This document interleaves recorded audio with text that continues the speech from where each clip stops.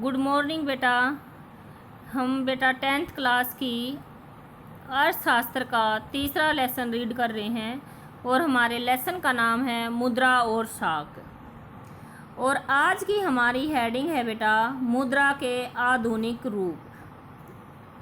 तो जैसा कि बेटा हमने देखा है कि मुद्रा यानी एक ऐसी चीज़ है जो लेन देन में विनिमय का माध्यम बनती है, यानी हम वस्तुओं का जो क्रय विक्रय करते हैं वो मुद्रा के माध्यम से ही करते हैं। जैसे सिक्कों के चलन से पहले, यानी जब सिक्के नहीं चले थे तो मुद्रा के रूप में, यानी जब धन नहीं था तो हम सबसे पहले अनाज और पशु का मुद्रा के रूप में इस्तेमाल करते थे। और इसके बाद सोना, चांदी, तांबा जैसी धातुओं का यानी सिक्कों का चलन शुरू हो गया और ये चलन कुछ पिछली शताब्दी तक भी रहा। यानी मुद्रा बेटा जिसका हम आज क्रय विक्रय में, यानी जो मुद्रा के माध्यम से हम वस्तुओं का खरीदना और बेचना होता है, मुद्रा क्या है? विनिमय का माध्यम है। लेकिन जब तक मुद्रा का माध्यम यानी मुद्रा नहीं थी तो बेटा हम प्राचीन समय में मुद्रा के रूप में अनाज का और पशुओं का इस्तेमाल करते थे और इसके बाद से सोना, चांदी और तांबे जैसी धातुओं का यानी सिक्कों का मुद्रा के रूप में इस्तेमाल होने लगा था। इसके बाद है बेटा करेंसी। करेंसी बेटा मुद्रा का ही रूप है। करेंसी होती है मुद्रा का ही रूप।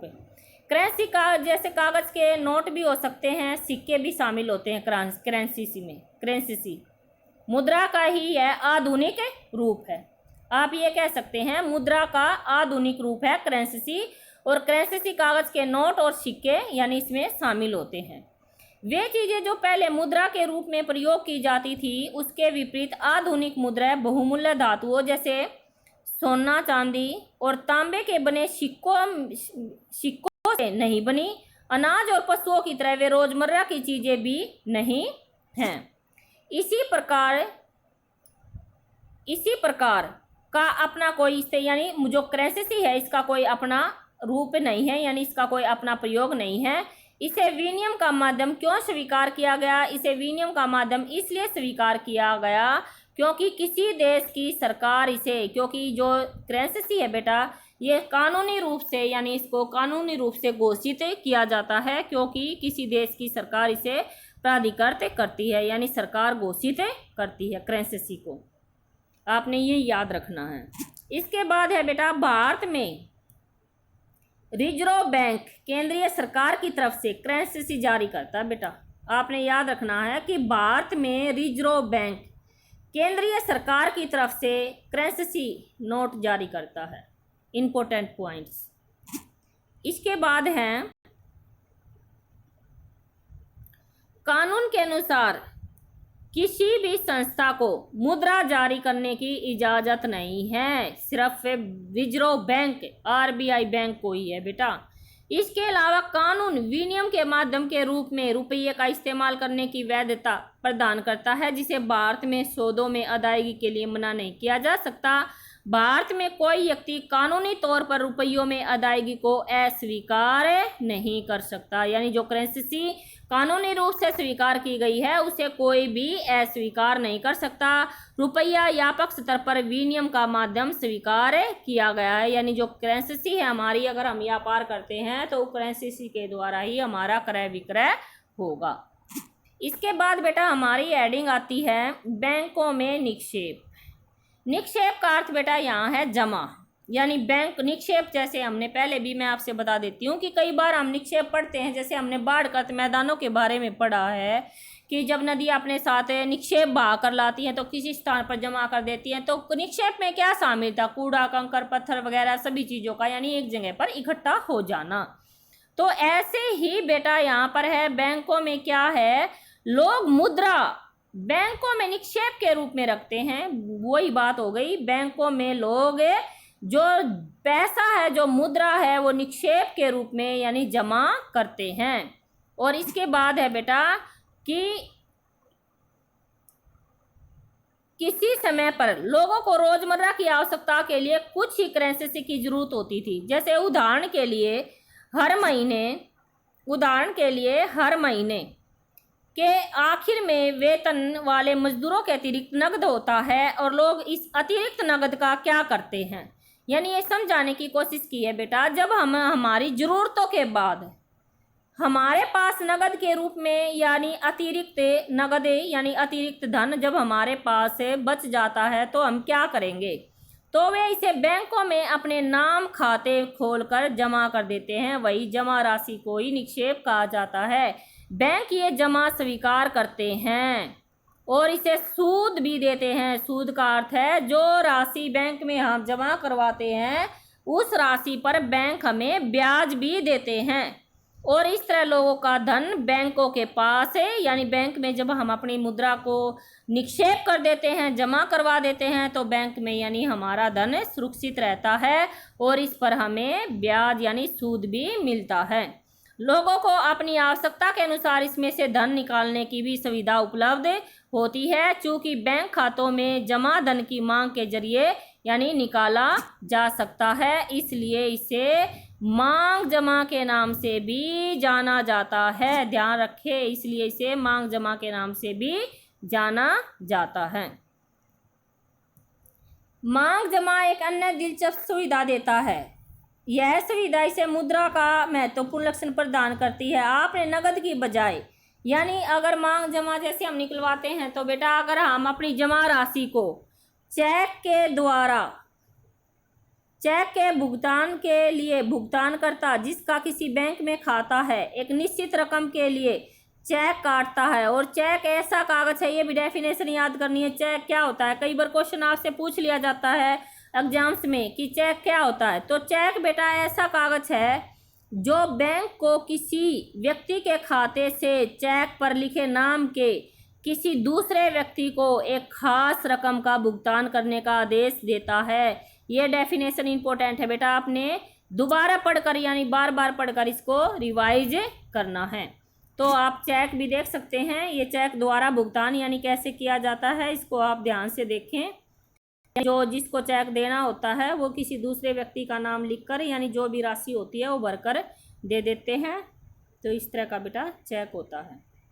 तो इस तरह हम देखते हैं कि मांग जमा में मुद्रा के अनिवार्य लक्षण मिलते हैं। मांग जमा के बदले चेक लिखने की सुविधा से बिना नगद का इस्तेमाल किए सीधा भुगतान करना संभव हो जाता है। चूँकि मांग जमाओं को करेंसी के साथ साथ व्यापक स्तर पर भुगतान का माध्यम स्वीकार किया जाता है, इसलिए आधुनिक अर्थव्यवस्था में इसे मुद्रा समझा जाता है।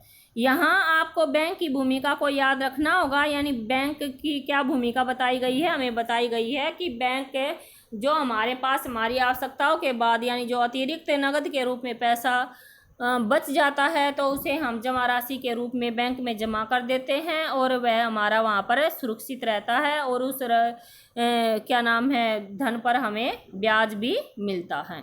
और इसके बाद मांग जमा में भुगतान नहीं हो। मुद्रा के आधुनिक रूप करेंसी और जमा आधुनिक बैंक प्रणाली की कार्य प्रणाली से बहुत करीब से जुड़े हैं। इसके बाद है हमारा टॉपिक बेटा बैंकों की ऋण संबंधी गतिविधियाँ। बैंकों की ऋण संबंधी गतिविधियाँ, तो आपको ये भी पता है बेटा बैंक ऋण क्या होता है, कर्ज। जैसे किसान हैं या कोई भी वैसे घरेलू कोई भी कार्य हम करना चाह रहे हैं या किसी फैक्ट्री उद्योग को करना चाह रहे हैं तो हम बैंकों से कर्ज लेते हैं यानी ऋण लेते हैं। तो बैंक आपको पता है कि कर्ज भी देता है।